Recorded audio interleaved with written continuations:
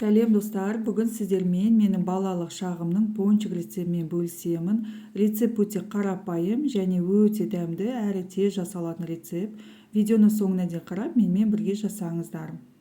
Ең алдымен ыдысымызға жылы сүт құйып, оған жылы су, тұз, қант, ванильді қант, ашытқы қосып, барлығын жақсы араластырып жібереміз.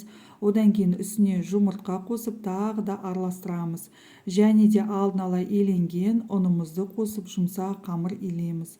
Одан кейін үстіне жұмсақ сары майымызды қосамыз. Содан кейін жабыспайтындай етіп, жұмсақ қамыр илеп аламыз. Бізде осындай қамыр иленді.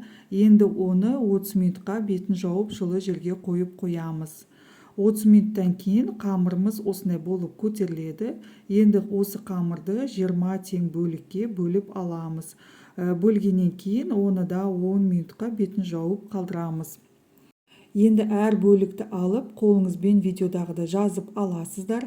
Одан кейін ортасын қалаған затыңызбен кесіп аласыз. Одан кейін қолыңызбен пончик формасын келтіріп аласыз. Қызып тұрған майымызға пончиктерімізді салып, орташа отта екі жағын қыздырып аламыз. Қуырылған пончиктарымызды қағаз сүлгіге жаямыз. Дайын болған пончиктерімізге қант ұнтағын немесе глазурь сепсеңіздер болады.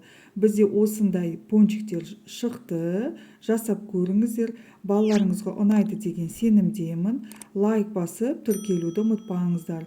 Баршаңызға ас болсын.